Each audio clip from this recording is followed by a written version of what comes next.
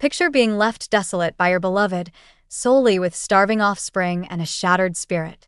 Envision the chilling reality of battling for mere survival on the unforgiving pavements, haunted by the gnawing belief that no one would ever again show a flicker of compassion until an unanticipated figure from the distant corridors of your history miraculously surfaces.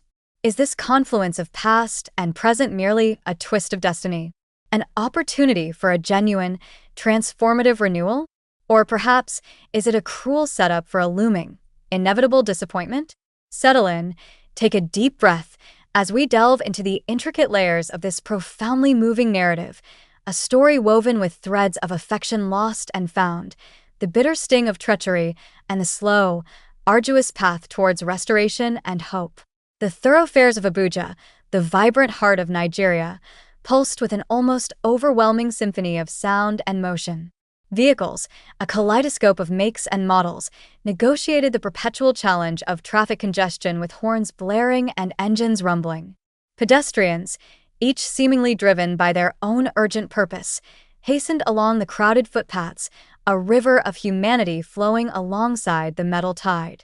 In the rear of his dark, immaculately maintained executive vehicle, Kwame was seated, his attention primarily engrossed in the glowing screen of his phone, a world away from the urban chaos outside, as his experienced driver expertly steered through the familiar, demanding rhythm of the morning rush hour. Nearing a particularly busy intersection, the car suddenly jarred slightly, the smooth ride disrupted as it dipped sharply into a pronounced rut in the worn asphalt.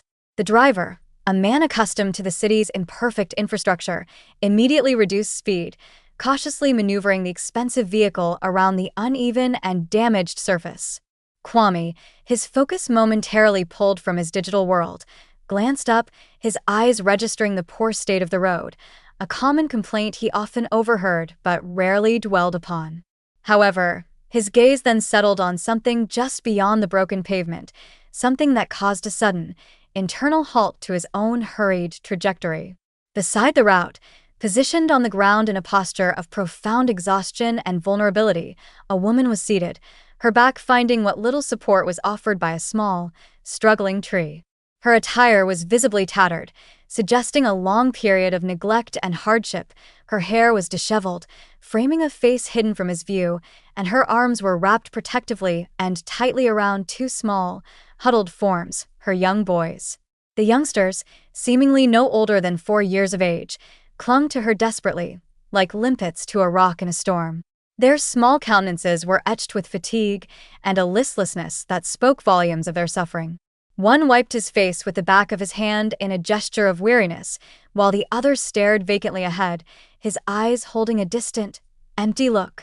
Kwame felt a sudden, sharp constriction in his chest, a physical reaction to the scene before him. There was a distinct, unsettling familiarity about the woman, something that resonated deeply from the distant, almost forgotten past. He leaned forward in his seat, narrowing his eyes, scrutinizing her form closely despite the distance and the angle. Could it genuinely be? No. It seemed utterly improbable, a trick of the light or a cruel coincidence. Nevertheless, as the vehicle gradually advanced, inching past the scene, the disquieting sensation in his abdomen intensified, a knot tightening within him. His pulse quickened, each beat echoing his growing certainty. It was indeed she.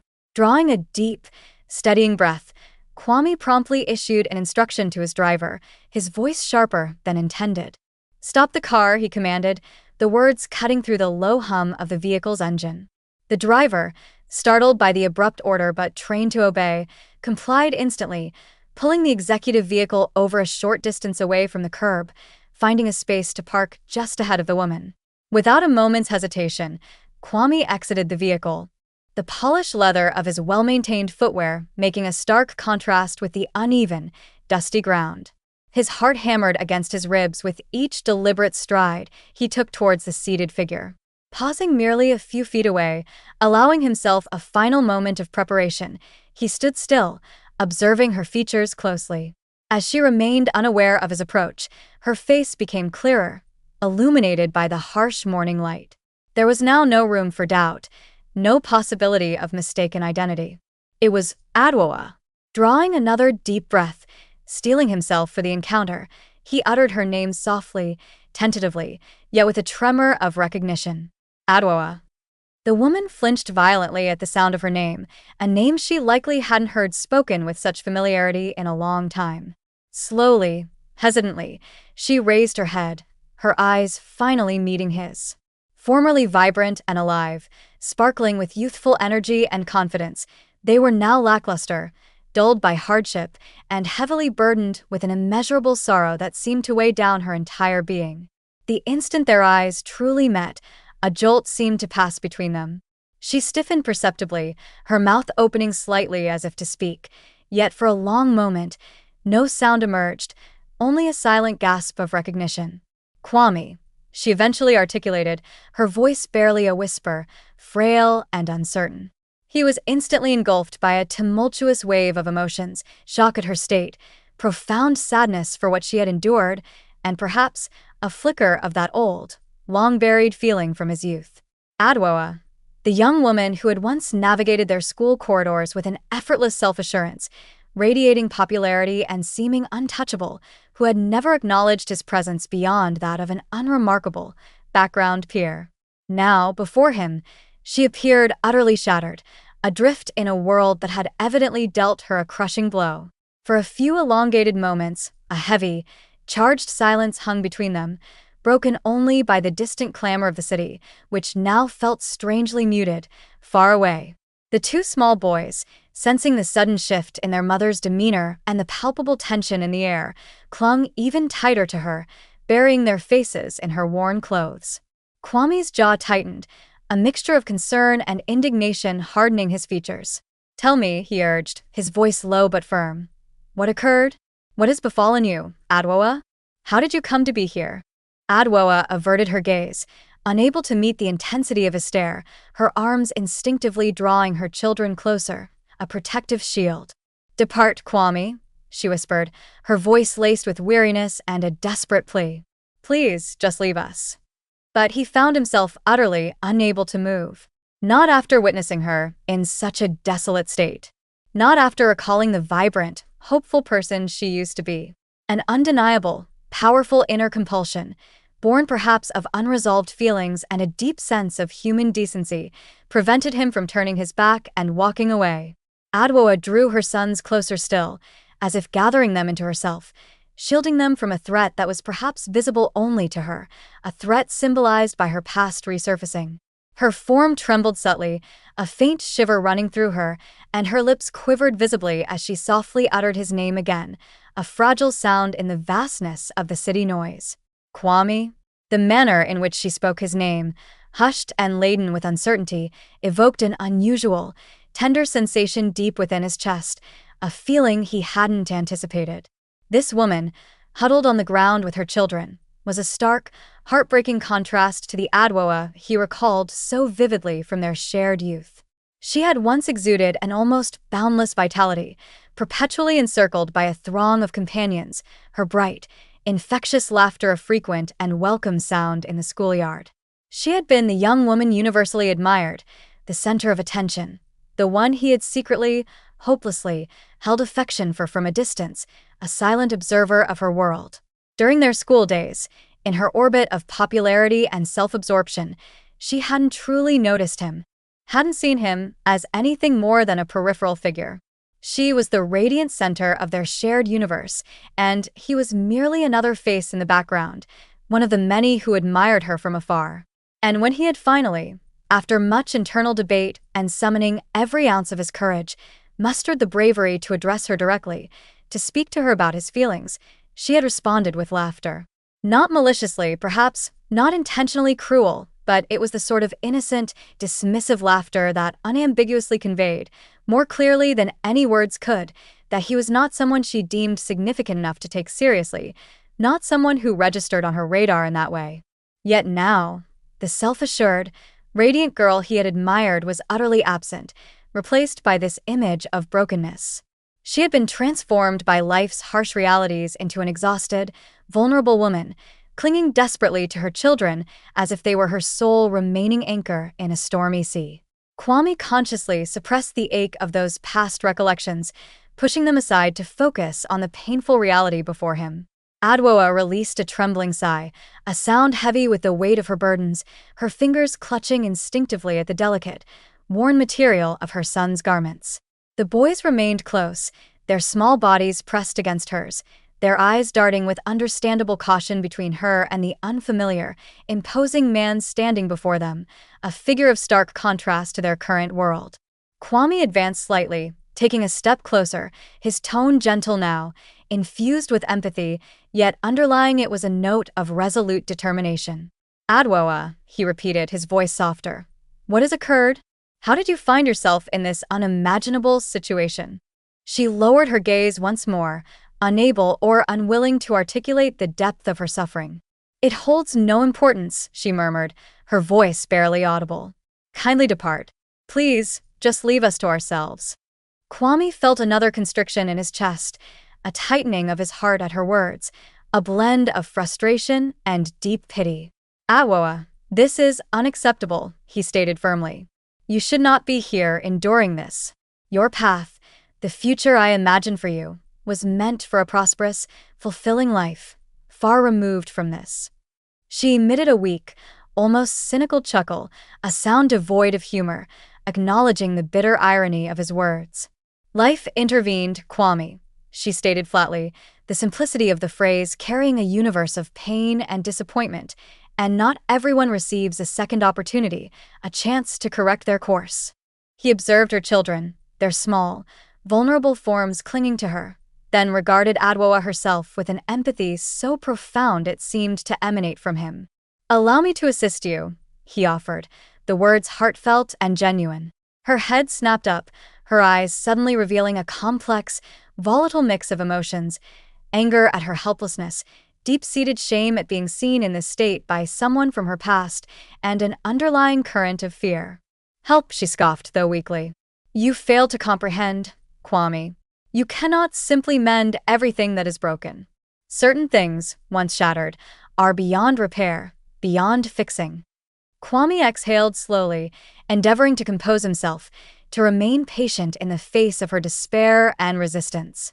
Perhaps, he conceded gently, but that does not necessitate confronting it in isolation. You don't have to bear this burden entirely by yourself. Adwoa turned away from him again, embracing her boys even more tightly, her body language a clear rejection of his offer, a retreat into her solitary struggle. Simply leave, Kwame, she insisted, her voice gaining a touch of desperation. This issue does not concern you. It is my burden to bear. Kwame observed her intently, his gaze piercing beyond the visible layers of grime, fatigue, and despair.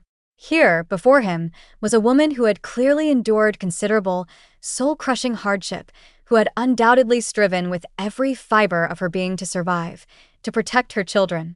Yet, the essence of the Adwoa he had known previously remained present. He felt certain, perhaps concealed beneath the immense burden of whatever trials she had faced, but still there. He had absolutely no intention of departing. Kwame's expression softened further, the hard edge of frustration melting away, but his voice carried an undeniable conviction, a quiet strength. Accompany me, Adwoa, he urged softly. Allow me. I am able to provide assistance, real help. Adwoa quickly, vehemently shook her head, a sharp, negative movement. No, she stated firmly. We shall manage. I am not in need of your pity, Kwame. We are fine on our own. Kwame took a deep, measured breath, striving to make her understand. This is not pity, he explained patiently.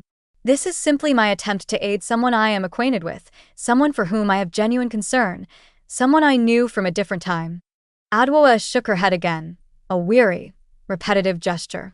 You do not grasp the situation, Kwame. You cannot possibly understand. Her voice dropped, heavy with the weight of past betrayals. If I accompany you, what is the subsequent outcome? What happens tomorrow, or the day after? I cannot rely on anyone, Kwame. Experience, bitter and hard, has instilled that lesson in me, carved it onto my very soul. Kwame observed her for a long moment, seeing the deep scars left by her past. Life has treated you harshly, Adwoa, that is clear. Yet, you are not compelled to endure this struggle entirely alone. You don't have to be strong for everyone all the time. She averted her gaze once more, retreating behind a wall of feigned self-sufficiency. We are perfectly fine, she insisted, though the words lacked conviction. Please, just go. Leave us. Before Kwame could formulate another response, before he could find the right words to break through her defenses, one of the twin boys emitted a faint, pathetic cry. It was a small sound, weak and filled with discomfort. His small hand instinctively grasped his stomach, a gesture of hunger. A faint, feeble whimper escaped his lips. Kwame's spirits plummeted, a heavy wave of sadness washing over him. The child was clearly, desperately hungry, his small body weak from lack of nourishment. The other boy, his small form trembling slightly with either cold, fear, or exhaustion, buried his face into Adwoa's side, seeking comfort and warmth.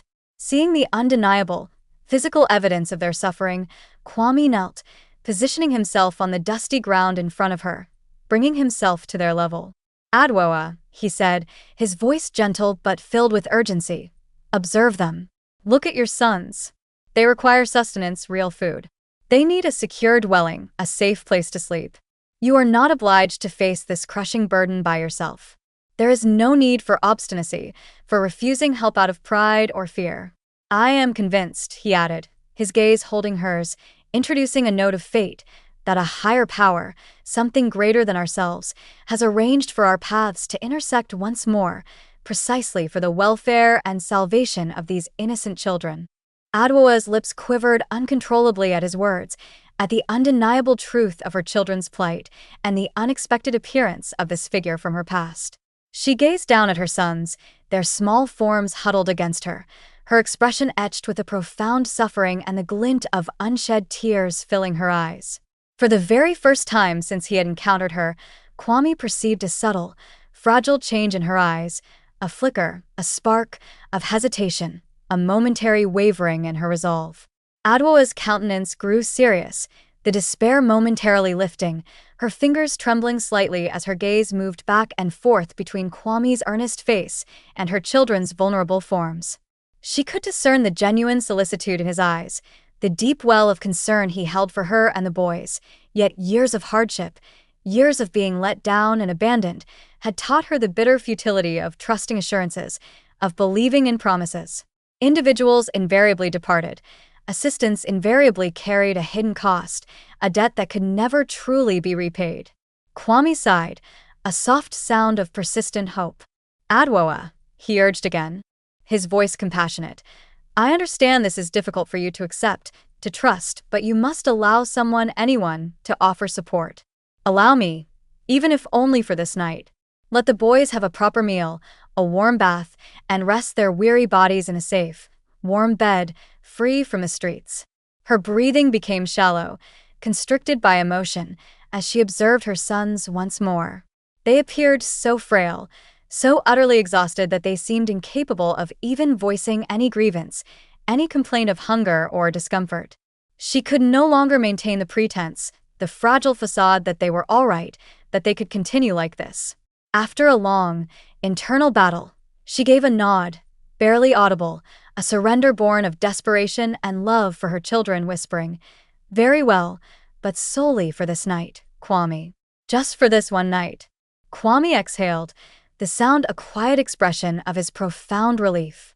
He gently aided her in rising from the ground, offering a steady hand, then guided her and the two bewildered children towards the waiting vehicle.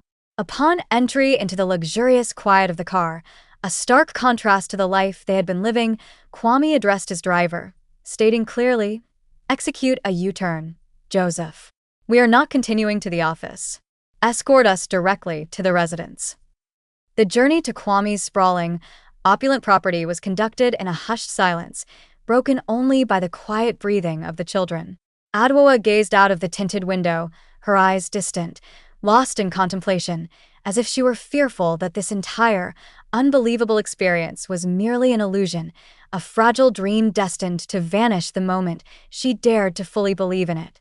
Prior to their arrival, while en route, Kwame had discreetly contacted his chef Ade, providing a straightforward, urgent directive: prepare a comforting, substantial, and pleasant meal, something nourishing and warm. He desired, more than anything, for Adwoa and her children to partake in the finest repast they had consumed in a considerable, likely agonizingly long period. Upon reaching their destination, the imposing gates of Kwami's residence, she hesitated visibly before disembarking from the vehicle, a final moment of doubt assailing her. The residence confronting her was immense, a beacon of stability and comfort, illuminated by inviting, warm lights that seemed to welcome them in from the encroaching dusk. The boys, wide-eyed and silent, clung to her legs, their small faces reflecting pure astonishment at the sheer scale and grandeur of the place. Indoors, the air was fragrant, clean, and warm, a sensory overload after the dust and chill of the streets. The floors gleamed with polish, reflecting the soft light, and everything they saw and touched conveyed a sense of softness, luxury, and undeniable welcome. Kwasi and Kwabena, their initial shyness melting away, surveyed their surroundings with a child's innocent wonder, their small fingers lightly touching the plush upholstery of the furniture, exploring this new, strange world. But Adwoa felt a profound sense of disconnect, a jarring displacement. The walls seemed excessively pristine, the furnishings overtly opulent, a world away from everything she had known. She had existed amid squalor, dirt, and deprivation for years, and she felt instinctively that she had no rightful place here, in this realm of privilege and ease. Kwame, sensing her discomfort and hesitation, rested a gentle, reassuring hand on her shoulder. "There is no need for you to feel this way, Adwoa," he said softly, understanding her internal struggle. "You and the boys are secure here. You are safe." She swallowed with difficulty, suppressing the tightness in her throat, the lump of emotion that threatened to overwhelm her. Secure? It was a word, a sensation, she hadn't experienced, hadn't even dared to contemplate, in a considerable, weary period of her life. The expansive dining table was laden with steaming dishes, a feast laid out before them. Mounds of fragrant jollof rice, perfectly fried plantain glistening invitingly, and tureens of rich, comforting pepper soup, the scent of spices filling the air and stimulating appetites long suppressed. The rich, enticing scent permeated the entire venue, a stark contrast to the gnawing emptiness of their stomachs, yet Adwoa still hesitated, her fingers gripping the side of her chair, reluctant to cross the threshold from need to abundance. Her sons, however, exhibited no such reluctance, their hunger overriding any shyness or uncertainty. As soon as their plates were presented, filled generously by the attentive staff, they commenced eating with an uninhibited gusto, shoveling the food into their mouths like tiny, starving birds. Adwoa observed them, a complex mix of relief and sorrow swirling within her, her heart heavy with the weight of their past suffering. For many long months, they had subsisted on meager, insufficient offerings, eating only when a benevolent, pitying soul provided something small, something just enough to keep them from complete collapse. Witnessing them consume a substantial, delicious meal now felt surreal, almost unbelievable, a scene from a different life. Kwame, seated opposite her, watched her restraint, her visible hesitation. "Adwoa," he said gently, encouragingly, "please eat. There is no cause for apprehension, no reason to hold back. This is for you, for all of you." Her lips trembled, betraying her emotional state, as she finally picked up a spoon, her hand shaking slightly. She tasted the rice, the first proper meal in memory. The flavorful, spiced taste filled her mouth, warm and rich, and before she was even fully aware of it, tears, hot and unstoppable, welled in her eyes, blurring her vision. She covered her mouth with a trembling hand, attempting futilely to conceal the rush of feelings, gratitude, relief, grief for what they had lost, and overwhelming love for her children. Kwame noticed her distress, the silent tears, but with quiet sensitivity, he feigned ignorance, allowing her this private moment. He simply poured her a glass of water from the pitcher and gently pushed it towards her across the table. "Take your time," he said softly, his voice full of understanding. Adwoa swallowed hard, blinking rapidly to clear her vision. "Thank you," she whispered, the words thick with emotion. Her sons, oblivious in their young world to their mother's internal struggle, continued eating joyfully, their focus entirely on the wondrous food before them. One of them, a trace of jollof rice clinging to his cheek, glanced up at her and beamed, a smile so radiant it could break a heart. "Mummy," he exclaimed, his voice muffled by food. "This is the most delicious food ever?" A trembling smile, fragile but genuine, emerged through Adwoa's tears. "I know, my dearest," she said softly, her voice thick with emotion. "I know." Following the meal, which was devoured by the boys with grateful enthusiasm, they were escorted by a kind housekeeper, Auntie Ngozi, to a comfortable chamber where she assisted them in washing and dressing in clean, soft attire, a simple luxury they hadn't known. Adwoa, now alone with Kwame in the quiet formality of the main reception area, sat rigidly on the edge of the couch, still unable to fully relax. The ambient warmth of the room, the gentle luminescence of the lamps casting a soft glow, it all felt excessively comforting, almost unnaturally peaceful, strangely foreign to a woman who had lived in constant cold and fear. Kwame was seated opposite her, observing her with quiet care, waiting patiently. "Adwoa," he prompted softly, finally breaking the silence. "What truly transpired? How did your life, the life I saw you heading towards, lead you to this point, to the streets?" She sighed, a long, weary sound. "It is a protracted tale, Kwame," she said, the phrase barely beginning to encompass the years of suffering. "I have the time," he responded simply, indicating his willingness to listen, to bear witness to her story. Adwoa interlaced her fingers tightly in her lap, her gaze fixed on the intricately patterned rug on the floor, finding it easier to speak without making eye contact. After a long pause, gathering her thoughts and courage, she emitted a deep sigh, a release of pent-up pain. "I was youthful and terribly naive," she began, her voice low and reflective. "When I encountered Obinna, he embodied everything I believed I desired in a partner, everything I thought I needed. He was charismatic, undeniably charming, and possessed a self-assurance that drew me in. He had a remarkable knack for making me feel like the singular woman in existence when he was with me, the most important person in his world." Kwame remained silent, attentive, allowing her the space to unravel her painful history. "He vowed to give me everything imaginable," she continued, the bitterness tinging her voice. "He spoke eloquently of a future together, of a substantial dwelling, a beautiful home where our children would play freely and safely. I placed my faith entirely in him, trusting his words, his promises. I confided in him, shared my dreams. But upon informing him of my pregnancy," she said, her voice growing heavy, "everything underwent a complete, devastating transformation."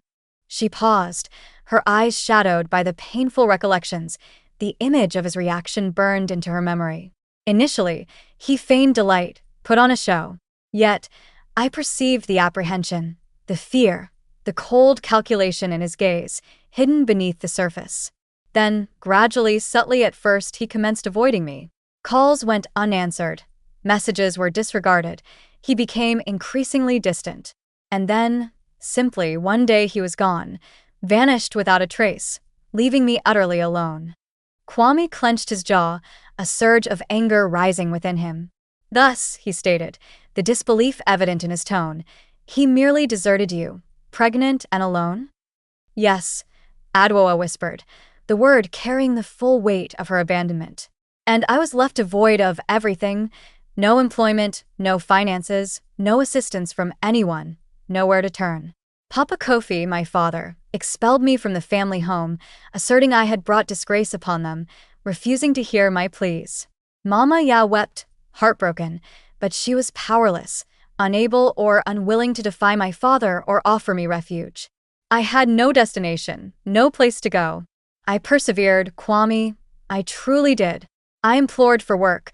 I undertook every possible measure, no matter how difficult or humiliating, to care for my sons, to feed and shelter them, but it was perpetually insufficient, never enough to escape the streets, never enough to truly provide for them." Kwame balled his fists, his chest tightening with righteous indignation at the injustice she had suffered. "That individual, that man, abandoned you to endure such unimaginable hardship.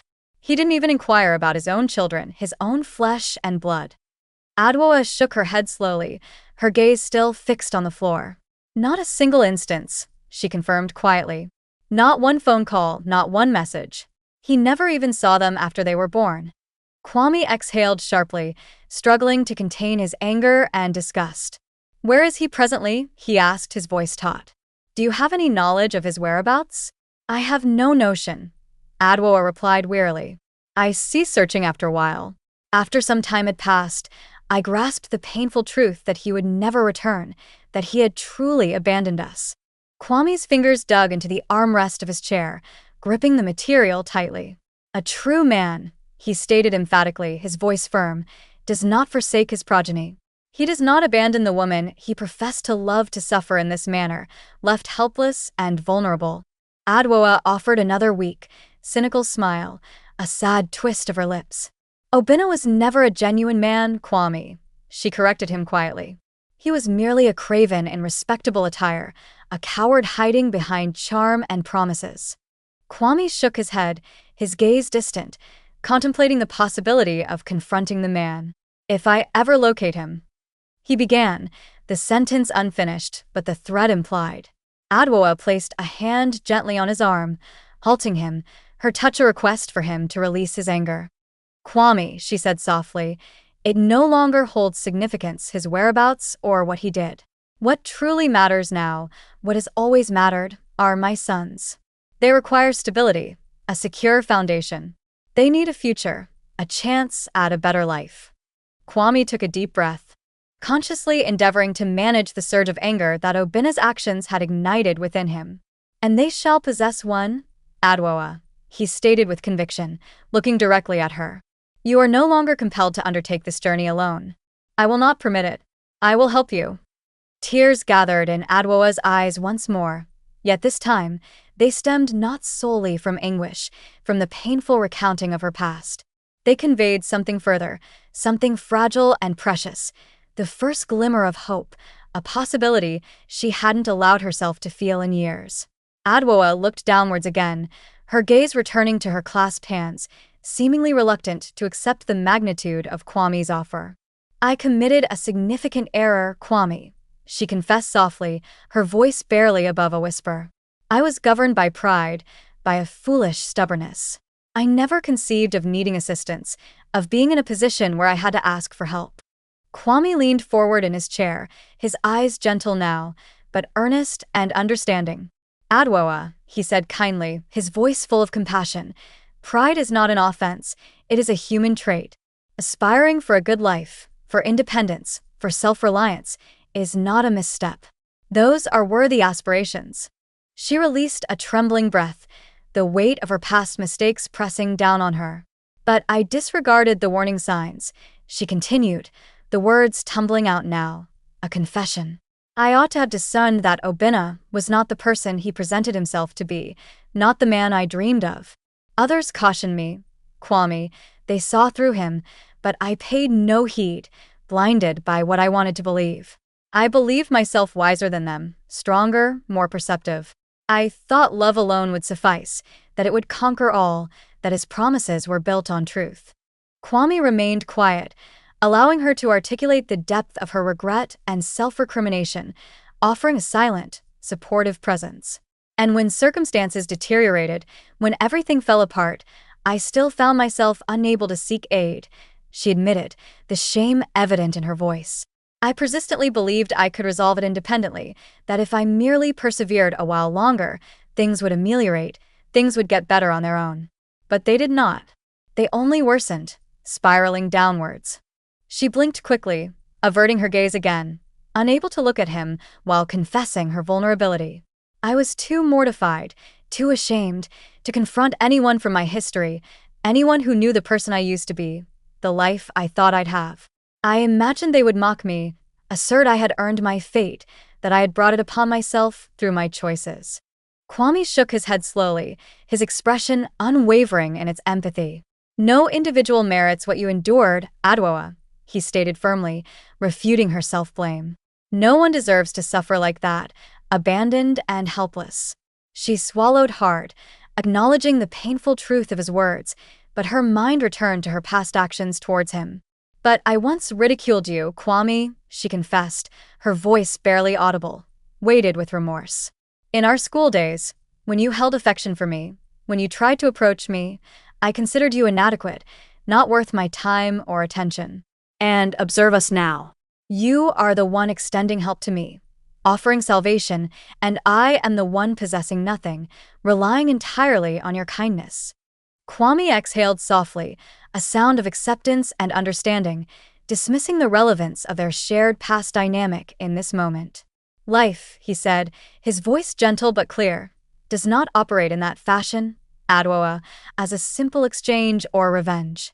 Do you truly presume I am assisting you due to some lingering, residual sentiments from the past, some form of long-delayed romantic gesture or retribution?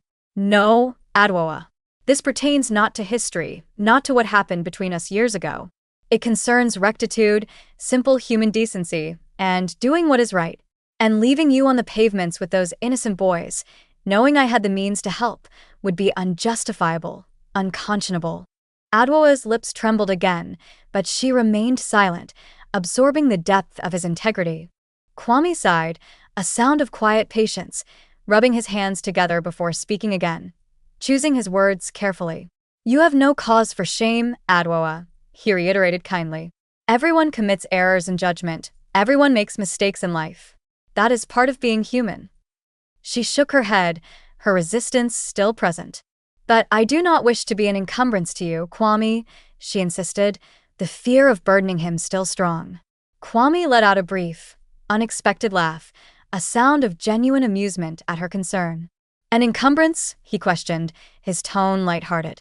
Are you even aware of the multitude of individuals I assist, through my foundation and other means, many of whom I do not even know, complete strangers?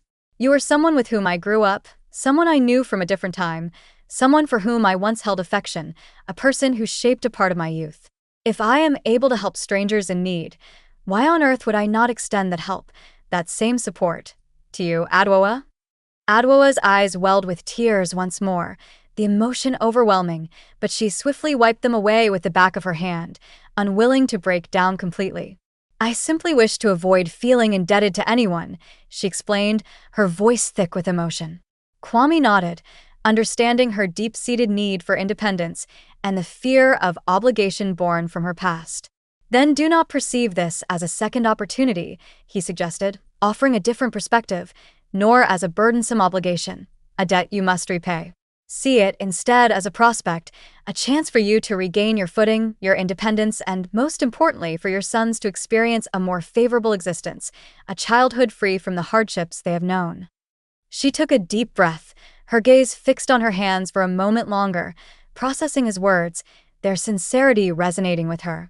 Gradually, slowly, tentatively, she nodded, a small but significant gesture of acceptance. Very well, Kwame, she whispered, her voice barely audible, acknowledging the turning point. I will make an effort. I will try. Kwame smiled, the first sincere, genuine smile he had displayed throughout that challenging day, a smile that reached his eyes.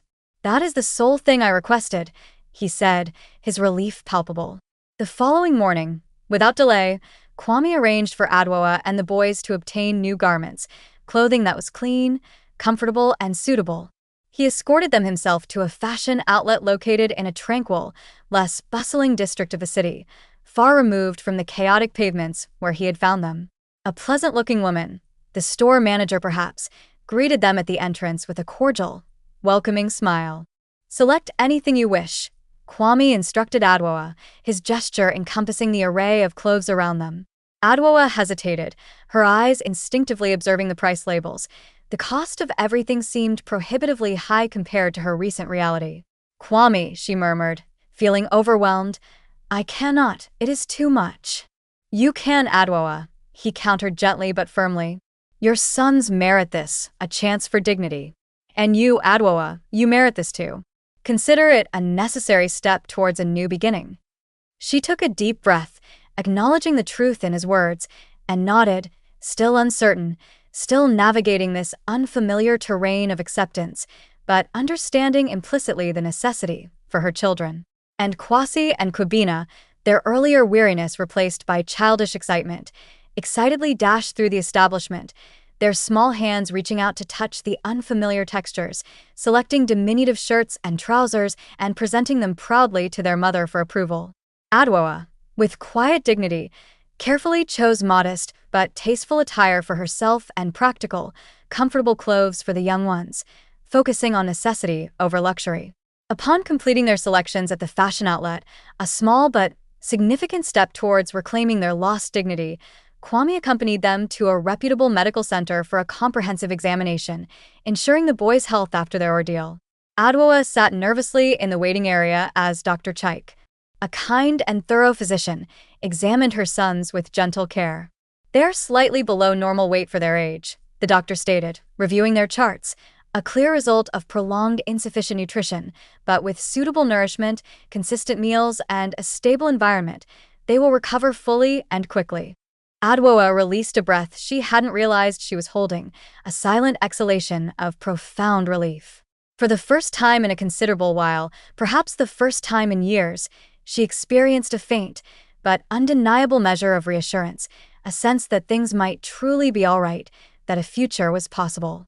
As they exited the medical center, blinking in the brighter daylight, Adwoa turned to Kwame, a question lingering on her lips. "Why are you undertaking all of this, Kwame?" she asked, her voice tinged with a residual suspicion born of hardship. Kwame halted his steps and faced her directly, his expression open and honest. "Because I care, Adwoa," he replied simply, the sincerity unmistakable. She folded her arms across her chest, her gaze steady, still regarding him with a measure of caution, the years of mistrust not easily erased. "Individuals do not simply provide assistance without an underlying motive, Kwame," she pressed gently, seeking to understand the depth of his actions. "What is it you seek from me, in return for all this?" Kwame sighed softly, a sound of understanding her perspective, but also of weary acceptance of her difficulty trusting. "Not everything in existence is contingent on a price, Adwoa," he explained patiently.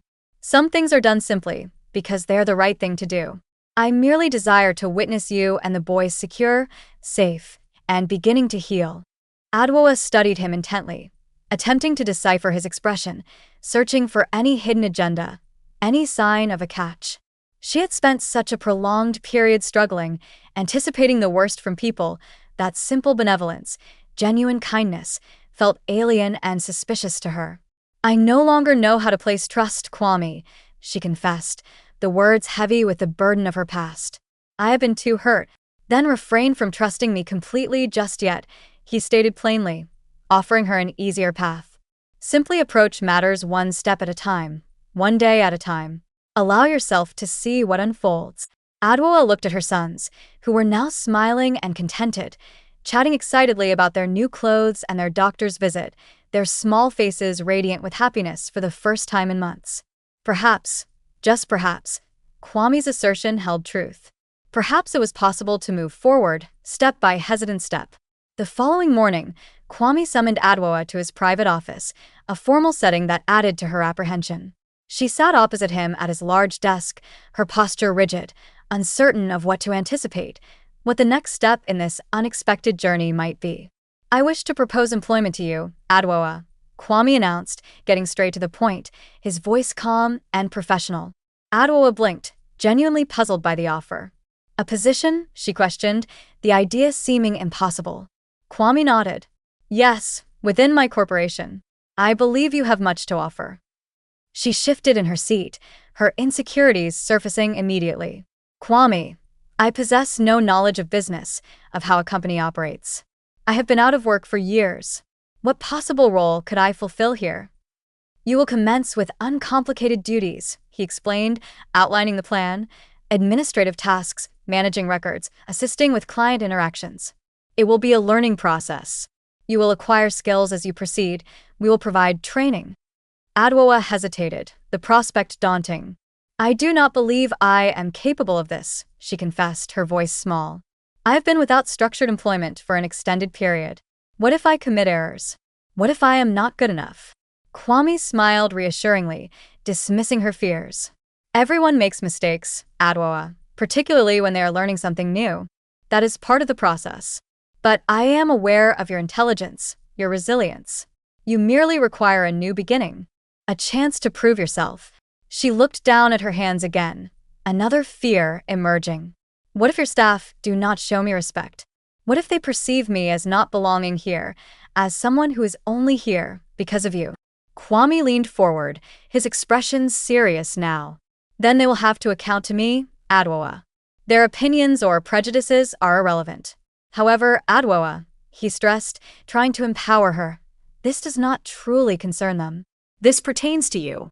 You must commence having faith in yourself, in your ability to succeed. She swallowed hard.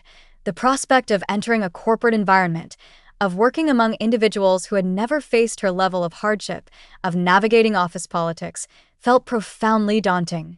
Yet, her thoughts immediately turned to her sons. They necessitated stability, a regular income, a secure future. She raised her head, meeting Kwame's gaze, her resolve solidifying. "All right, Kwame," she said, her voice clearer now. "I will attempt it. I will take the position." Kwame smiled, a look of quiet triumph and belief in his eyes. "That is all the confirmation I require." Adwoa's initial day at the corporate headquarters was, as she had anticipated, intensely trying. She felt acutely incongruous, out of place, as she entered the substantial, modern office structure. The staff she encountered appeared refined, polished, and self-assured, executing their duties with an air of effortless competence. In contrast, she felt diminutive, uncertain, acutely aware of her worn shoes and her lack of experience. Kwame introduced her to the personnel, addressing them collectively. "This is Adwoa," he announced. "She will be joining us from this point forward. Kindly extend to her all the necessary support and guidance." Some staff members offered polite nods, their expressions neutral, while others exchanged subtle, meaningful glances, their unspoken questions hanging in the air around Adwoa. Who is she? Where did she originate? Does she even possess the requisite knowledge or skills for this role? Initially, the tasks assigned to her felt immense, overwhelming. She struggled with the unfamiliar computer systems, forgot simple directions to different departments, and committed minor but embarrassing errors. She had the constant, nagging sensation that everyone was observing her, scrutinizing her every move, anticipating her failure, waiting for her to falter. One afternoon, feeling particularly defeated, she was seated at her desk, staring blankly at the glowing screen with an expression of utter exasperation. Kwame happened to pass by and observed her state, the slump of her shoulders, the tension in her face. "Are you all right, Adwoa?" he inquired gently, his concern evident. She sighed, a sound of weariness and frustration. "I do not believe I belong here, Kwame," she confessed, the words heavy with self-doubt. "I feel disoriented, out of my depth, like I'm pretending." He drew up a chair alongside her, sitting close enough to offer quiet support without being intrusive. "Adwoa," he said softly, his voice reassuring, "when I founded this company, when I started building this enterprise, I lacked knowledge of half of what I possess now. I also made mistakes, many of them. You are in the process of learning. That is what holds importance, the willingness to grow and adapt." She bit her lip, the fear of disappointing him resurfacing. "I simply do not wish to let you down, Kwame," she whispered.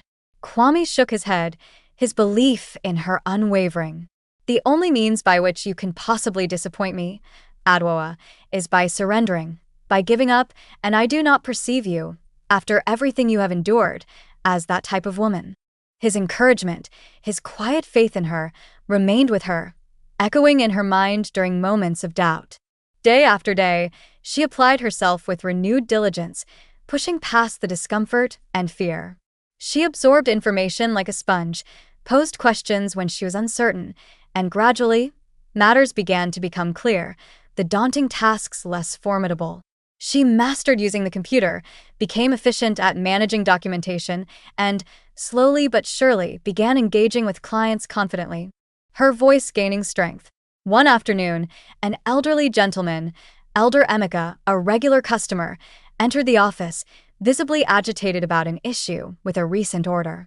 Adwoa, drawing on a newfound inner composure, calmly listened to his complaint, patiently recorded the details of his concern, and assured him that the issue would be resolved promptly. When the gentleman departed, his agitation significantly lessened. Kwame, who had been observing the interaction from a distance, smiled, a look of quiet pride on his face. "You managed that situation commendably, Adwoa," he said, acknowledging her success. For the very first time since she had begun working at the company, Adwoa smiled in return, a genuine, unforced smile that reached her eyes. "Perhaps," she said tentatively, a spark of confidence igniting, "perhaps I am commencing to understand this after all." Kwame nodded, his belief validated. "I was certain you would." Meanwhile, Kwasi and Krabina, Adwoa's sons, experienced a period of unprecedented happiness and stability. Their weary visages, the masks of hardship they had worn, had been entirely supplanted by radiant, joyful smiles. They possessed new attire, soft and comfortable, a warm, safe sleeping place that was truly their own, and nourishment whenever they felt hungry, a simple reality that was nothing short of miraculous to them. But beyond these essential comforts, beyond the material provisions, they had security, a sense of belonging and protection they had never known. Each morning, they would race around the residence, their small legs carrying them through the spacious rooms, playing and laughing with the unrestrained freedom that children rightfully should possess. They trailed Kwame everywhere, their small shadows following his large figure, referring to him affectionately and without hesitation as Uncle Kwame.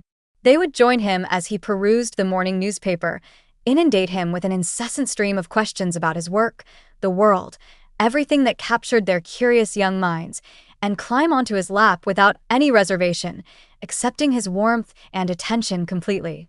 One evening, as Kwame was seated in the main reception area, reading, Kwasi, the more outgoing of the twins, ascended onto the couch beside him, snuggling close. "Uncle Kwame," he asked, his voice small but filled with hope, "will we reside here perpetually? Will this always be our home?" Kwame observed the boy's hopeful, innocent eyes and smiled, his heart softening. "For as long as your mother desires," he replied, his voice gentle. Kwabena, who had been playing quietly on the floor nearby, looked up, overhearing the conversation. "Mummy is content here," he added, stating a simple truth he had observed. "She no longer weeps during the night." Kwame felt a sudden tightness in his chest at the raw honesty of the child's observation, a mixture of pain for Adwoa's past suffering and gratitude for her present peace. He reached out and gently tousled the boy's hair, his hand warm and comforting.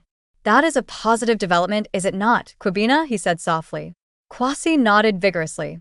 "Indeed," he agreed with childish seriousness, "and we are very fond of it here also. We like living with you." Adwoa, who had quietly entered the room and was standing by the entrance, observed the unfolding scene, the easy affection between Kwame and her sons, the simple declaration of their happiness. She placed a hand over her chest, feeling an emotion she hadn't known, hadn't dared to feel, for a considerable duration, profound peace. Beyond providing immediate comfort and security, Kwame had also proactively arranged for the children's enrollment in a reputable, nearby school, guaranteeing them the education they merited, a fundamental right denied to them by their circumstances.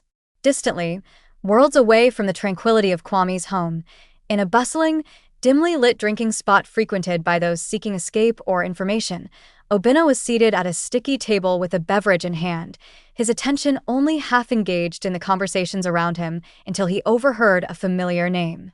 Brother Musa, a man seated beside him, known for circulating gossip, spoke in a hushed voice, recounting local happenings. "Are you familiar with Adwoa?" he muttered, oblivious to Obinna's connection. "The one with the twins who is living on the streets." Obinna's grip on his glass intensified, his knuckles whitening. "Yes," he said, his voice tight, prompting the man to continue. "Well, it seems her luck has changed drastically," Brother Musa continued, leaning closer conspiratorially. "A wealthy gentleman, some big man, found her and has taken her and her children into his home. He is taking care of them now." Obinna's blood ran cold. "What do you imply by taking care of her children?" he demanded, his voice sharper now. Brother Musa shrugged slightly. "They reside in his home, live there full-time. He provides for their food, their clothing, everything they need. Some even suggest," he added, lowering his voice further, "that he might legally adopt them, make them his own." Obina's chest constricted painfully, a sudden, visceral fear seizing him. His thoughts raced frantically, a whirlwind of panic and possessiveness. What if this man, this wealthy stranger, legally adopted his offspring? What if he forfeited them permanently, losing all claim to them? No, such a scenario was inconceivable, intolerable. The thought ignited a desperate, selfish possessiveness he hadn't felt when they were starving on the streets. He abruptly rose from his seat, his chair scraping loudly against the floor, drawing startled glances. "Where can I locate this man?" he demanded, his voice rough, urgency propelling him. After making rapid, insistent inquiries, leveraging whatever contacts he still possessed, Obina eventually obtained the necessary details: Kwame's name, his company address. The subsequent morning, fueled by a volatile mix of panic, possessiveness, and entitlement, he entered Kwame's office without prior arrangement, bypassing the usual protocols. Sister Chioma, the receptionist, a woman dedicated to maintaining order, quickly rose from her desk, her expression one of alarm. "Sir," she began, her voice laced with urgency, "you cannot simply—" But Obina, driven by his singular purpose, disregarded her entirely, his urgency overriding any sense of decorum, and forcefully made his way into Kwame's private office, pushing past the stunned receptionist. Kwame, who had been seated at his desk, quietly examining documents, looked up, taken aback by the sudden, unauthorized intrusion. "I understand Adwoa is residing in your home," Obina stated, his voice sharp and accusatory, cutting directly to his purpose. "I demand to see my children immediately." Kwame narrowed his eyes, his initial surprise giving way to a cool, assessing gaze. He leaned forward slightly in his chair, his voice calm but carrying undeniable authority. "And who might you be, young man?" he inquired, his tone dismissive, establishing his position of power. "And by what authority do you presume to intrude upon my private office without an appointment, making demands?" Sister Chioma stepped forward nervously, wringing her hands, eager to explain. "Forgive me, sir," she apologized profusely. "I attempted to restrain him, but he wouldn't listen." Kwame raised a hand, a simple gesture that commanded silence, interrupting her explanation. "It is quite all right, Sister Chioma," he said, his gaze never leaving Obina. "I will handle this." Obina, buoyed by a misguided sense of his own rights, squared his shoulders and spoke again, his tone rigid and demanding. "I am Obina," he declared, as if the name itself held power. "The father of Adwoa's children, and I possess every right, every legal claim, to see them." Kwame's expression became instantly somber, the geniality vanishing, replaced by a cold, hard look. "The father," he repeated slowly, the title heavy with irony. He allowed himself a brief, cynical smile that held no trace of humor, only contempt. "You forsook them on the pavements, left them to starve and suffer, and now you suddenly profess concern? Now you appear claiming fatherhood? Are you even aware of their names, young man? Do you comprehend how they have endured, how they have managed to survive until this very day? The hardships they have faced?" Obina's face tightened, his earlier confidence wavering under the weight of Kwame's questions and the unspoken accusation. "They are my flesh and blood," he insisted, retreating to the basic biological tie. "I hold a claim to them." Kwame slowly rose from his chair, standing to his full height, his voice becoming incisive, cutting through Obina's weak assertions. "A father's prerogative," Kwame stated, his voice resonating with authority, "is acquired through action, through presence, through sacrifice, not merely asserted when it suits you, when others have done the hard work. Where were you, Obina, when they were starving, when they cried themselves to sleep from hunger? Where were you when they lacked a place to find shelter, exposed to the elements? Where were you when Adwoa needed you most?" Obina clenched his fists at his sides, his frustration and guilt warring with his wounded pride. "I committed errors," he admitted reluctantly, a weak defense. "But that does not signify I lack affection for my children. I wish to see them immediately, now." Kwame shook his head, his gaze unwavering, refusing to yield. "You do not have the right," he stated firmly, "to waltz in here, after abandoning them, and make demands as if you were a present, caring parent. If you genuinely cared, if you had even a shred of paternal concern, you would not have permitted them to suffer in the first instance. You would not have left them in that desperate state." At that very moment, as the tension in the room reached its peak, the door to Kwame's office opened, and Adwoa entered, having likely been summoned by the nervous receptionist or drawn by the raised voices. She froze upon seeing Obinna standing there, in this place of safety she had found, her expression instantly contorting with a mixture of shock, disbelief, and intense anger. For an instant, a charged silence pervaded the room, the air thick with unspoken history and raw emotion. Then Adwoa stepped forward, her body trembling, not with fear, but with righteous rage. "You possess the audacity," she stated, her voice trembling with the force of her emotion, "to appear here in his office, after all you have done to us? After abandoning us?" Obinna turned to her, attempting to regain some semblance of control, of justification. "Adwoa," he said, trying to sound reasonable, "I merely desire to see my sons. They belong to me as well. They are my children." She emitted a sharp, derisive laugh, a sound devoid of any mirth, only bitter contempt. "Yours," she scoffed, the word dripping with scorn. "Did that thought, that connection, occur to you when you deserted us, pregnant and alone, leaving us with nothing? You severed all means of contact, vanished without a trace. Where were you, Obinna, when I pleaded on the pavements, begging strangers simply to find something, anything, to nourish them, to stop their hunger? Where were you when I cradled them in my arms during the long, cold nights, uncertain where we would secure our next sustenance, wondering if we would survive?" Obinna swallowed with difficulty, unable to meet her gaze, the accusations stinging with undeniable truth. "I committed errors," he repeated weakly, his defense crumbling. "No," Adwoa interrupted him, her voice gaining strength, moving closer, her presence commanding the space. "You exercised a decision, Obinna. You made a choice. You elected to depart. You elected to allow us to suffer, to endure unimaginable hardship, while you simply continued with your existence, free from responsibility. You do not have the right to enter now, years later, and pose as a father, claiming rights you abandoned. You are undeserving of them, utterly undeserving." Obinna's countenance grew dark with frustration and a desperate attempt to assert authority, but Adwoa's resolve was unshakable. "You cannot withhold them from me," he insisted, his voice rising slightly. "They are my offspring, my blood." Adwoa's eyes blazed with indignation, fiery and resolute. "No, Obinna," she stated forcefully, her voice ringing with conviction. "They are my children. I was the one who nurtured them, who carried them, who gave birth to them alone. I was the one who shielded them from harm, from the elements, from hunger. I was the one who suffered on their behalf, sacrificing everything. Where were you in any of that? Tell me, where were you?" Obinna's mouth opened, forming words that never emerged, silenced by the weight of her accusations, by the undeniable truth of his absence. Adwoa took a deep breath, her hands trembling faintly, but it was not from apprehension this time. It was from the power of finally speaking her truth, of reclaiming her agency. "You had your opportunity, Obinna," she concluded, her voice final. "You chose to walk away from it. My sons have no need for an unreliable, absent progenitor, a man who abandoned them in their most vulnerable state, and I shall not permit you, ever, to inflict any further harm or disappointment upon them." Kwame finally intervened, stepping forward to stand beside Adwoa, a silent show of support.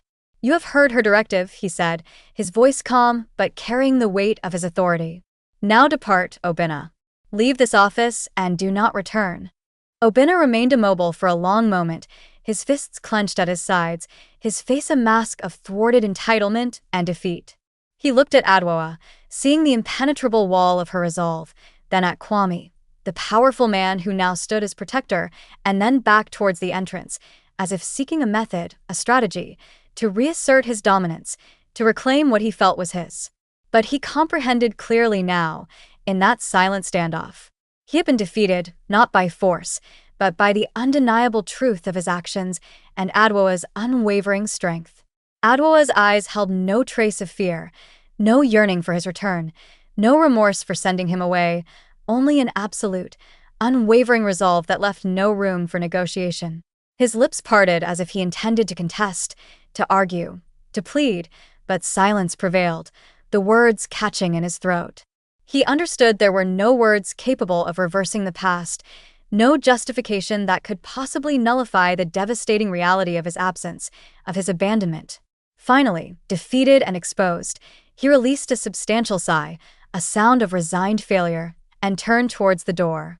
Without uttering another sound, without a backward glance, he walked away, his figure receding until he exited the office entirely. Adwoa remained perfectly still, listening as his footsteps faded into the distance. When the door closed firmly behind him, sealing the end of that chapter, she expelled a lengthy breath she hadn't realized she was retaining, a release of years of tension.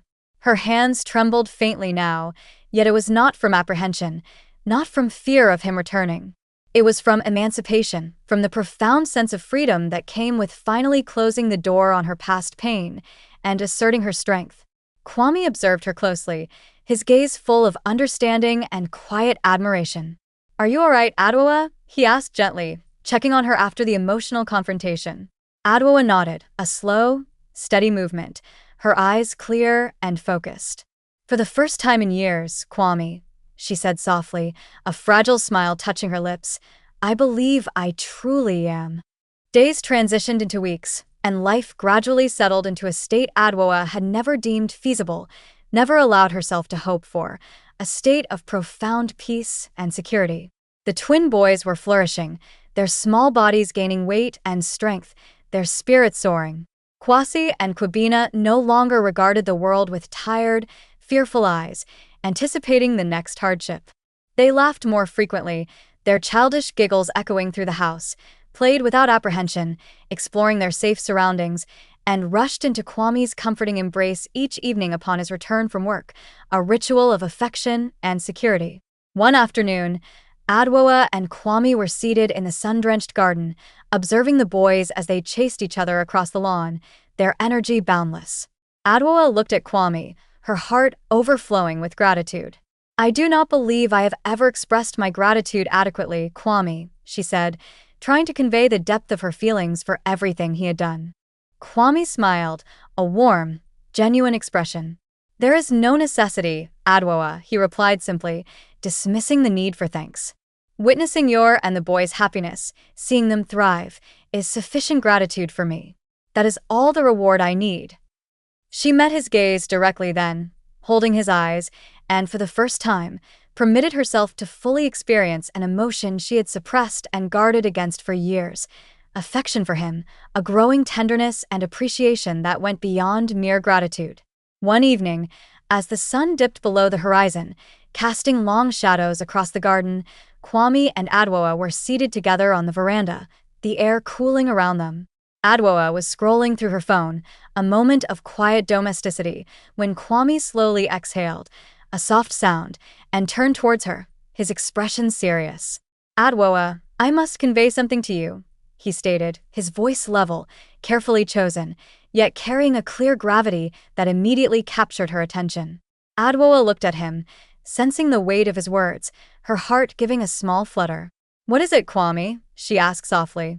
He hesitated for a brief instant, gathering his courage, then spoke, his voice low and sincere. "Adwoa, I have held affection for you for many years, since our school days, a feeling that never entirely faded. But this time," he stressed, emphasizing the difference, "I desire for you to select me, to choose me based on my character, on the person I am today, not based on my possessions, on the security or comfort I can provide." Adwoa's breath hitched in her throat, caught by surprise.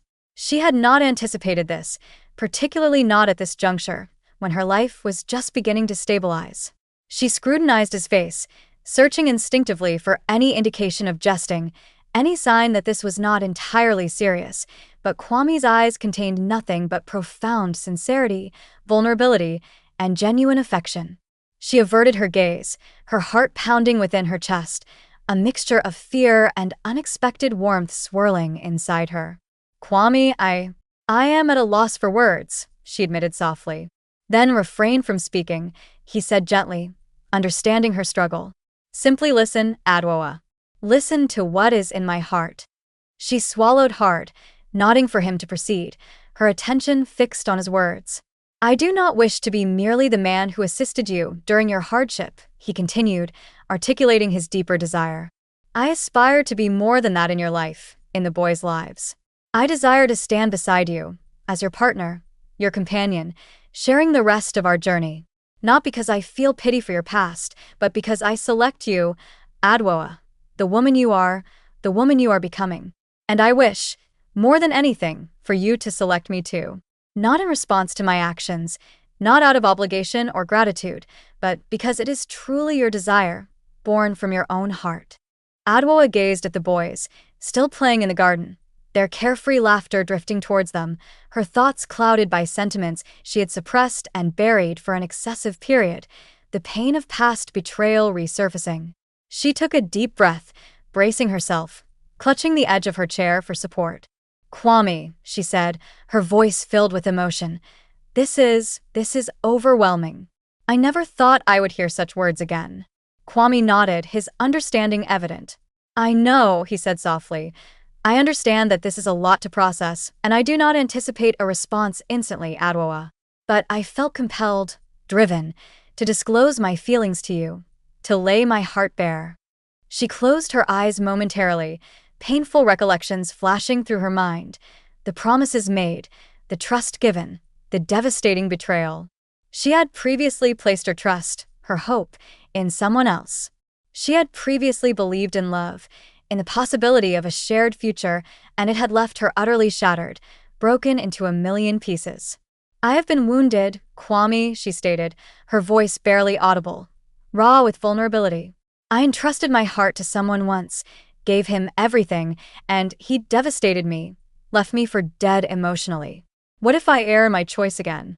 What if I trust again, hope again, and everything crumbles, leaving me and the boys exposed once more? Kwame reached out across the small space between them and gently clasped her hand, his touch warm and steady, a silent promise of support. I cannot guarantee that life will be flawless, Adwoa, he said, his voice filled with empathy and honesty. No one can promise a life without challenges. But I can pledge this, with every fiber of my being, I will never depart from you. I will never forsake you or the boys, no matter what difficulties arise. I will contend for you, for us, each successive day, fighting for our happiness, for our future together. Tears gathered in Adwoa's eyes again, shimmering in the soft light, but she swiftly wiped them away, unwilling to let fear consume her entirely. She yearned, desperately, to believe him. She yearned to place trust anew, to open her heart, but fear, a deeply entrenched companion, remained firmly rooted in her heart, a formidable barrier. She turned to him fully, scrutinizing his countenance, searching for any hint of uncertainty, any reluctance, any sign that his promise might waver under pressure. Yet there was none. Only warmth, only patience, only unwavering resolve in his gaze. I do not know, she confessed, her voice soft with vulnerability, if I am capable of this, Kwame, of trusting again, of loving again. Kwame gently squeezed her hand, his grip firm and reassuring. Then take your time, Adwoa, he said quietly. I am not departing. I will wait. I am here. For the first time in what felt like a lifetime, Adwoa permitted herself, just for a fleeting moment, to entertain the prospect of love returning to her life, not as a painful memory, but as a present possibility. It was terrifying, a leap into the unknown, yet this time, in Kwame's presence, surrounded by the peace he had brought her, it also felt undeniably secure. As the days elapsed, flowing gently one into the other, Adwoa found herself observing Kwame from a distinct, new perspective, seeing him not just as her rescuer, her employer, or a figure from her past, but as the man who was patiently waiting for her heart to catch up. She noted his forbearance, his endless patience, and his genuine affection for the boys, the manner in which he invariably listened attentively when she spoke, offering thoughtful responses, the complete absence of any pressure exerted upon her regarding his confession. He did not merely profess concern or affection, he demonstrated it consistently, through every small deed, every quiet act of kindness, every moment spent with her and her sons. One evening, as they were seated outdoors, the air filled with the scent of night-blooming flowers, Adwoa drew a deep breath, her heart filled with a certainty that had been slowly but surely growing within her. She turned to him, meeting his gaze directly, and spoke, her voice clear and steady. "Kwame," she said, a quiet confidence in her tone. "I understand now. I comprehend who you are, truly. Not just the boy from school, not just the wealthy man who saved us, but the man with a good heart. And I now know," she added softly, allowing the truth to emerge, "that I love you also." Kwame's eyes softened visibly, reflecting the depth of his own feelings, and for a moment, a silent, understanding pause stretched between them. Then he smiled, a broad, joyful smile that illuminated his face. "Are you certain, Adwoa?" he asked, his voice filled with hope. Adwoa nodded, her conviction absolute. "Yes, Kwame," she affirmed. "I am certain." Not long thereafter, perhaps unable to wait any longer to formalize their bond, Kwame knelt on one knee before her, extending a small, velvet box containing a modest but exquisitely refined ring, a symbol of his enduring commitment. "Adwoa," he asked, his voice filled with emotion, "will you become my wife? Will you build a future with me and the boys, a future filled with love and security?" Adwoa's hands instinctively flew to her mouth, a gesture of pure, overwhelming emotion, and joyful tears, tears of happiness and relief, instantly filled her eyes, blurring her vision. "Yes, Kwame," she exclaimed, her voice choked with emotion. "Yes, I will marry you. 1,000 times, yes." Kwame chuckled, a sound of pure joy, and rising, drew her into a warm, tender embrace, holding her close as they both savored the moment. Several days subsequent to their engagement, Kwame raised a matter of significance, recognizing the importance of healing past wounds. "Adwoa," he said gently, "I believe it is appropriate that we visit your family, your parents in the village. Let us seek reconciliation with them." Adwoa frowned slightly, a shadow of past pain crossing her face. "Kwame," she hesitated, the memory of her father's rejection still raw. "Papa Kofi expelled me, cast me out. He exhibited no concern for my fate, for the suffering I endured. Why should I return to them, to face that rejection again?" Kwame took her hands in his touch reassuring. "Because forgiveness," he explained wisely, "is not solely for their benefit, Adwoa. It is primarily for yours, for your own peace and healing. And perhaps," he added, offering a possibility she hadn't considered, "just perhaps, they harbor remorse for their actions, for the pain they caused you." After considerable deliberation, weighed down by past hurt but swayed by Kwame's wisdom and the prospect of releasing her burden, Adwoa consented. They journeyed together to her ancestral village house, bringing Kwasi and Kubino with them, introducing her past to her present. Upon their arrival, Mama Ya, her mother, immediately recognized her and wept openly, embracing Adwoa tightly, holding her as if she would never let go. "My daughter," she sobbed, her voice filled with years of pent-up grief and yearning, "I have yearned for you greatly, missed you terribly." Papa Kofi, her father, appearing older and more frail than she remembered, stepped forward hesitantly, his usual stern demeanor softened by time and perhaps regret. His voice trembled with emotion as he spoke. "Adwoa," he said, his words filled with humility, "I was mistaken, deeply mistaken. I permitted my arrogance, my misplaced pride, to drive you away, to deny you when you needed me most.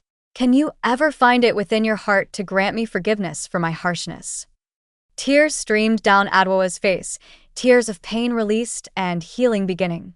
She had borne this anguish, this sense of rejection, for years, carrying it like a heavy stone, but in that instant, confronted by his remorse, she released it. "Yes, Papa," she whispered, her voice thick with emotion. "I forgive you. I forgive you both." Kwame cleared his throat, stepping forward to address Papa Kofi with respect, formalizing his intentions. "Sir," he said, his voice steady and earnest, "I hold deep affection, true love, for your daughter, Adwoa, and I wish to take her as my wife, to build a family with her. I pledge to care for her and the boys, to provide for them, to cherish them always." Papa Kofi looked at Kwame, seeing the man who had done what he, Adwoa's own father, could not. He then looked at his daughter, seeing the woman she had become, standing tall and strong. Then, after a long moment of contemplation, He nodded, a gesture of acceptance and blessing. "You have my sanction, my son," he said, his voice filled with newfound respect. The entire family celebrated that evening, a joyous reunion filling the village home with warmth and laughter. Adwoa's parents were profoundly joyful at being reunited with their daughter and, for the first time, truly connecting with their grandsons, embracing them as part of the family. As they departed the following morning, leaving behind a trail of reconciliation and renewed bonds, Adwoa felt a profound sense of lightness, a weight lifted from her soul. She had rediscovered affection, not just romantic love, but the enduring love of family and, ultimately, peace, a deep, abiding peace she had never believed possible. The day appointed for the traditional matrimonial ceremony dawned, a day filled with vibrant anticipation and cultural richness. Relatives and acquaintances, dressed in their most splendid attire, vibrant colors and intricate designs adorning them, assembled from near and far to witness and partake in the celebration. Adwoa, resplendent in a magnificent indigenous ensemble, a garment chosen with care and imbued with tradition, moved with grace and quiet joy into the celebratory gathering place, her heart overflowing with indescribable emotions, gratitude, love, and a sense of profound belonging. Drums pulsed rhythmically, their ancient beat echoing the heartbeat of the community, and the harmonious resonance of ancestral songs reverberated through the air, telling stories of heritage and unity. Women danced with uninhibited delight, their vibrant wrappers swaying and swirling with every joyful motion, their laughter mingling with the music. The delightful fragrance of jollof rice, slow-cooked to perfection, and fried meats permeated the venue, stimulating everyone's eagerness for the impending feast, a symbol of abundance and shared joy. Kwame, dressed himself in ceremonial attire befitting the occasion, stood at the forefront of the gathering, his gaze fixed upon Adwoa as she approached, his love evident in his eyes. When she finally stood before him, their journey from the streets to this moment complete, he smiled, a smile of deep affection and happiness. "You appear exquisite, Adwoa," he said softly, his voice for her alone. She blushed, a touch of youthful shyness returning, momentarily lowering her gaze before meeting his eyes, her own filled with love and playful challenge. "And you, Kwame," she retorted gently, her smile widening, "resemble a man prepared to undertake the role of a spouse, a father, a protector." The ceremony proceeded with heartfelt supplications, seeking blessings from ancestors and the divine, solemn benedictions pronounced by elders, and the ritualistic pouring of palm wine, signifying unity and shared life. Papa Kofi, Adwoa's father, now a visibly humbler individual, his past pride replaced by love and gratitude, placed her hands gently into Kwame's, a symbolic transfer of care and blessing. "Look after my daughter, Kwame," he stated, his voice thick with emotion, entrusting his most precious treasure to this man. Kwame nodded, his grip firm and reassuring. "With my entire being, Papa," he pledged, his vow a promise of lifelong devotion. As darkness descended upon the village, the festivities persisted with unbridled mirth, traditional melodies filling the air and perpetual dancing that seemed to energize rather than tire the participants. Kwasi and Kwabena, their faces alight with enthusiasm and sheer joy, scurried about gleefully, integrated seamlessly into the family circle, no longer outsiders. Life following the nuptials was altered, profoundly so, yet in the most favorable manner conceivable for Adwoa and her sons. Adwoa, Kwame, and the twins established their new existence together, forging a home overflowing not just with material comfort, but with genuine affection, laughter, and undeniable cheer. Kwame remained the solicitous, caring man she had come to cherish, consistently prioritizing family above all else. The twin boys adored him, their bond with him deepening daily, addressing him now as Daddy, without hesitation, accepting him fully as their father figure. He recounted bedtime tales to them each night, patiently answered their endless questions, and ensured they were never in want, their every need met with love and care. One evening, as Adwoa settled the boys into bed, tucking them in, Kwame stood by the entrance of their room, observing the tender scene with a gentle, loving smile on his face. When she approached him afterwards, he drew her into a warm, secure embrace, holding her close. "Are you content, my love?" he inquired softly, his voice filled with the depth of his affection. Adwoa looked up at him, her heart expanding within her chest, filled to the brim with happiness. "Beyond what I ever believed possible, Kwame," she whispered, the words a simple testament to the miracle of their life together. Kwame kissed her forehead tenderly, a gesture of deep love and peace. "Then, that is all that is significant," he murmured, confirming that her happiness was his ultimate goal. As they stood holding one another, bathed in the quiet peace of their home, Adwoa grasped a profound, undeniable truth.